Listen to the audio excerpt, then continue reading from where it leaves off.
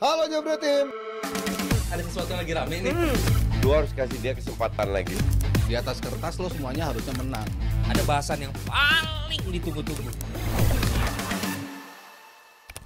Oke, itu dia dari El Clasico jilid pertama. Kita ada sedikit update juga nih. Betul. Fai. Dari Indo Pride kita, salah satu Woi. pemain yang memang akan menjadi pemain tim nasional Indonesia, Kevin Dix. Kemarin sempat mencetak gol juga di UEFA Conference League menghadapi Real Betis, Yoi. menyelamatkan FC Copenhagen dari kekalahan. Tapi gue jadi kepo ini mengenai bagaimana proses dari Kevin Dix untuk bisa bermain di timnas Indonesia. Sudah bulan November nanti di depan mata.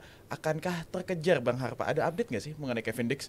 Kalau ngelihat dari timelinenya agak berat ya. Tapi sekali lagi ini mudah-mudahan gue salah ya. Kenapa? Karena pertama kan ada transisi kekuasaan ya, pelantikan presiden baru. Ini kan pasti buat kantornya Pak Erick Thohir juga agak riuh rendah lah. Terus kemudian juga DPR yang kita tahu pasti selalu melalui DPR kan, Komisi 3 dan 10 kalau nggak salah, itu juga lagi mulai konsolidasi pemerintahan baru, terus juga membentukkan komisi dan lain-lain. Ya gue nggak terlalu paham detail lah, tapi intinya lagi persiapan. Jadi kalau ngelihat dari rentetan ini sih kayaknya kecil kemungkinannya, gitu. Karena kan abis dengar pendapat dengan DPR, biasanya kan pengambilan sumpah. Itu pun udah dikejar tuh, biasanya Dukcapil sama imigrasi udah langsung digapurkin jadi satu tuh. Sumpah, foto, KTP kan, terus langsung dapat paspor. Abis itu masih juga tetap harus pindah federasi. Abis pindah federasi, daftar lagi ke AFC kalau nggak salah ya. Itu H-7 deadline-nya. Jadi kelihatannya kecil kemungkinannya gitu. Kalau panjang ya, Panjang. prosesnya ya. Tapi luar biasa ya, kemarin dia cetak penalti dilanggar sama Bellerin, dia juga yang ngambil. Iya. Dan dia cetak penalti ke-10 dalam sejarahnya di Copenhagen. Dan Iya. 10 dari 10 percobaan gol semua gitu. Berarti ini akankah menjadi raja penalti baru di timnas Indonesia menurut kalian? Kita sekarang siapa sih kalau penalti, kita siapa ya timnas? Gue lupa deh. Sekarang penalti Awal tahun Asnawi lawan Vietnam ngambil tuh. Kita jarang banget dapat penalti. Iya ya, soalnya. gue juga baru ngeh ya. Iya karena jarang dapat penalti. Iya, kita lupa gue siapa penalti kita ya. Asnawi kan waktu di Piala Asia kan dia yang ke lawan Vietnam. Iya, Gitu. Nah, kalau nggak ada Asnawi mungkin Ragnar kali ya. Mungkin. Tapi yang jelas memang lu kalau lihat tendangannya kemarin, penaltinya ke gawang Real Betis itu bagus banget. Kalau kita dari penendang ya itu pojok kanan, itu gua rasa kiper manapun nggak bisa menjangkau. Nggak nyampe. Gitu. Dan bukan hanya itu sebenarnya, dia mainnya luar biasa kemarin itu, naik turun, wah gokil lah. Dan Betis itu setelah menit 77 disamakan, itu mereka gempur habis-habisan pertahanan dari Copenhagen, dan Kevin Dix dan juga satu rentetan pertahanan itu main sangat solid. Jadi kalau seandainya mudah-mudahan tadi yang gue bilang itu salah, ternyata dia bisa gabung bulan November lawan Jepang dan lawan Saudi, itu akan jadi asupan pemain yang sangat luar biasa buat kita. Walaupun ada satu catatan ini, bagaimanapun juga pemain baru itu kan butuh adaptasi. Nah ini yang menjadi tantangan. Tapi gua rasa selambat-lambatnya bulan Maret dia harus sudah bisa berseragam merah putih. Dan juga nggak kalah menariknya kemarin juga ada Mads Hilgers. Walaupun timnya kalah lawan Lazio dan ada kartu merah dari kipernya, tapi media Belanda, Coach Justin ngepost media Belanda memuji penampilan Mads Hilgers yang tampil 90 menit masih bisa tampil cukup baik walaupun dia dibombardir sama Lazio dengan kekurangan pemain jadi 10 pemain. Nah ini ada isu juga, kemungkinan dia bisa dicadangan waktu besok kita main timnas lawan Jepang ataupun lawan Arab Saudi. Menurut kalian siapa yang bisa menggantikan dia memang dengan kondisi sekarang? Gua rasa untuk kondisi sekarang ya nggak jauh-jauh dari nama Rizky Ridho mungkin ya. Karena kalau ngeliat Mads Hilgers, gue ngeliat dia pemain yang sangat-sangat berkualitas, tapi yang kurangnya dia ini sejauh ini bukan segi kualitas ya, justru chemistry-nya yang belum kelihatannya belum nyaman gitu untuk tampil sebagai tiga di belakang. Karena di 20 sendiri bukan formasi kayak begitu kan yang 4-2 diterapin sama ya. dia. Jadi Empat gue back. rasa persaingan untuk posisi di lini belakang masih akan ketat banget bagi timnya STI, dan gue ngeliat malah bisa jadi start lagi Hilgers lagi gitu untuk pertandingan lawan Jepang. Tapi untuk persaingan di Padahal belakang Hilgers gue tuh rasa megang bolanya bagus ya. Dia bisa jadi bek kanan juga sebenarnya kalau di geser Indonesia ya kayaknya. lebih bergeser lagi, dan seharusnya dengan standar dia harusnya nyaman lah untuk main di posisi itu. Tapi gue rasa kalau seandainya dia pun jadi cadangan itu bukan berarti dia jelek gitu, tapi karena emang kualitasnya bagus, tapi Adaptasi dulu chemistry-nya kali ya, itu chemistry ya. adaptasi juga betul. Tadi soal penampilan Mads Hilgers kayaknya nggak bagus deh semalam ya. Dipuji di Belanda, koran Belanda katanya. Ini Coach Justin Kalah ngepost. tapi tetap ini dia. Walaupun kalah dia tampil 90 menit Karena dan gol keduanya itu menurut gue tuh definitely dia telat turun.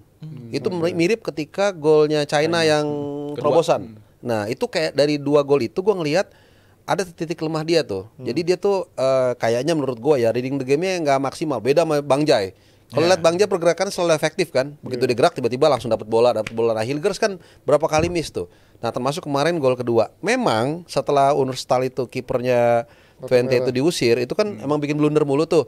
Emang bagus Ji, emang bagus dia digempur mulu sama Lazio kan, even setelah 1-0. Dan itu yang ada kasus penalti tadi mau penalti dianulir kan nyata benar dia dapat Bener, bola dapat kan. bola itu, Iya kan? ya itu. Nah, cuman memang itu tadi mungkin dan kalau lu lihat di SofaScore juga angkanya turun kan, jadi ini agak agak linear dengan apa yang gue pikirin. Nah mungkin di momen terakhir itu, di momen kan back sama kiper selalu gitu klasik kan, lu main bagus 89 menit, 1 menit lu blunder yang blunder fatal, langsung jadi minus. Nah mungkin itu jadi yang membuat akhirnya poin dia jelek. Itu sama dengan waktu dia lawan China. Cuman waktu lawan China banyak analisa yang berkembang bilang gini, oh mungkin karena dia ngelihat Asnawi nggak jalan, sehingga dia akhirnya terus sering naik ke atas, sehingga akhirnya lupa dia balik lagi. Tapi lawan semalam melawan apa namanya Lazio dia mengulangi hal yang mirip juga gitu. Jadi gue lihat ini ada satu titik lemah yang mungkin yang harus diperbaiki. Nah tergantung terkait dengan di timnas, gue nggak tahu tuh isu itu dari mana tuh bahwa dia kemungkinan akan dicadangkan. Tapi anggaplah itu topik diskusi.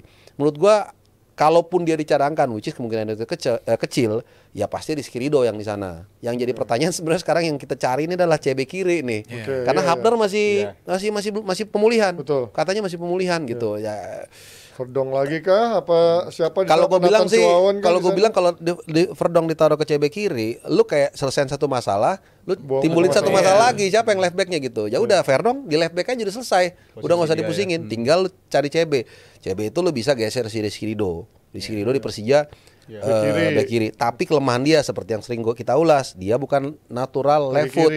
Nah ada kelemahannya. Tapi mungkin itu yang paling memungkinkan. Bang Jaya tengah, lalu Max Hilgers CB kanan. Karena Max Hilgers sih kalau lu bilang tadi main sebagai right back, gua sangat hampir nggak pernah ngelihat dia. Nggak pernah. Tapi dia berani maju gitu kan. Ya betul, dia punya potensi. Kualitas sama Asnawi gitu. Setuju. Gua tahu dia secara permainan dia punya potensi untuk jadi right back. Tapi gua tidak pernah melihat. Mungkin pernah ya lah, pernah. Tapi gua nggak pernah ngelihat dia jadi right back gitu. Right back sih gua rasa, menurut gua balikin Sandy Walsh lah. Sandy Walsh ya. Bukan Asnawi justru ya. Cadangan nggak apa-apa lah. Cadangan. Kapten dan juga Bang Jai, gue rasa 98% orang setuju lah. Oke, itu dia dari sedikit update kita dari Timnas Indonesia, tapi ada juga calon lawan kita di tanggal 19 justru baru ganti pelatih, belum dapat pelatihnya, tapi baru memutuskan kontrak bersama Roberto Mancini yang berhasil kita tahan imbang kemarin bermain di Arab sana. Ini gimana nih di tengah-tengah situasi krusial seperti ini, apakah nggak pusing mereka untuk ganti pelatih di tengah-tengah? Gue rasa nggak pusing ya, karena berkaca dari pesaing mereka juga Australia ngelakuin hal yang sama ternyata malah bagus ya sekarang bagi mereka gitu. Jadi gue rasa itu yang dipikirkan sama Arab Saudi, dan ini jelas 2 tahun terakhir jadi bencana banget bagi mereka ya, dimana dia tadinya punya harapan besar banget ganti pelatih kan, setelah World Cup mereka ganti pelatih, datangin kaliber Mancini diharapkan bisa ngangkat levelnya lagi, ternyata bukannya malah ngangkat level, malah jadi turun level lah menurut gua si Arab Saudi. Jadi gua rasa keputusan yang udah tepat diambil walaupun baru 4 pertandingan dilewatin, tapi jelas standar Arab Saudi seharusnya nggak terseok-seok seperti inilah, karena sebelum menjelang kualifikasi ronde 3 pun mereka juga performanya nggak bagus juga gitu ketika persiapan mereka menuju kualifikasi ronde 3. Jadi gua rasa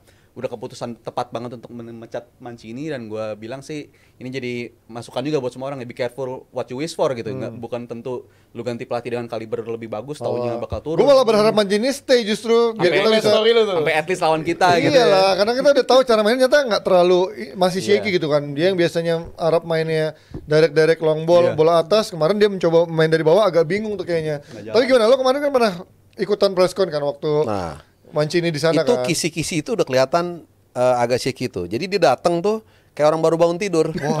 Serius, kalau ada video aja gue kasih Abrar ntar tuh. Terus main-main handphone gini gitu loh. Nah sementara ST datang yang gue tahu nih panggung gue nih, gue harus siap dengan jajaran pelatih Korea Selatan ya kan, kelihatan lebih mantep dari pakaiannya. Mancini tuh kayak pakai apa ya, gue pokoknya kayak orang baru bangun tidur lah. Gue pikir kayak Valen pakai gamis Argentina gitu.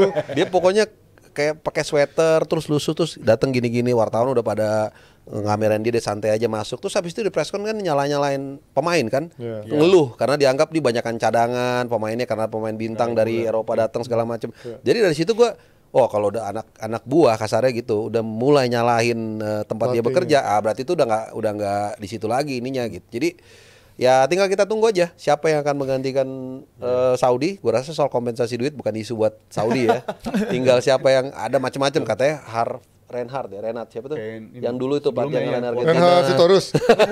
Iya, yang waktu Piala Dunia itu kan. Iya, iya. ada juga bilang Zidane. Tapi kalau iya. Oh no, Zidane buat MU-nya nanti. Iya, habis tadi stok buat MU. Tapi gue agak idealis sih, gue berharap Zidane supaya nanti pas main di Gelora Bung Karno gue bisa Wah iya sih mantep tuh. interview Kita bisa dia. foto sama Zidane. Nah, Oh, Zidane kalau gue gua rela gitu. dah anjing FOMO dah. Gak apa-apa ya. Gak apa-apa lah. Rela lah kita buat foto sama Zidane. Tapi ya semoga saja nantinya siapapun pelatihnya kita nanti bisa meraih 3 poin Ya, yang di kandang kita. betul. Karena itu yang kita butuhkan. Butuh poin untuk timnas Indonesia untuk bisa lolos ke babak selanjutnya. Tapi segitu aja untuk DPI di hari Jumat. Terima kasih banyak Jebretim yang sudah menyaksikan. Terima kasih Mas Panji. Terima kasih Bang Harfad. Terima Sama-sama. kasih Rizal. Jebretim juga jangan kemana-mana. Nanti jam 8:30 di jam 20.30 kita akan ada live reaction Indonesia menghadapi Kepulauan Mariana Utara. Terima kasih kepada Awi dan juga PT Mitsindo Visual Pratama. Happy weekend Jebretim. Bye-bye. Bye-bye, happy weekend. Halo Jebretim. Ada sesuatu yang lagi rame nih. Lu harus kasih dia kesempatan lagi. Di atas kertas lo semuanya harusnya menang. Ada bahasan yang paling ditunggu-tunggu.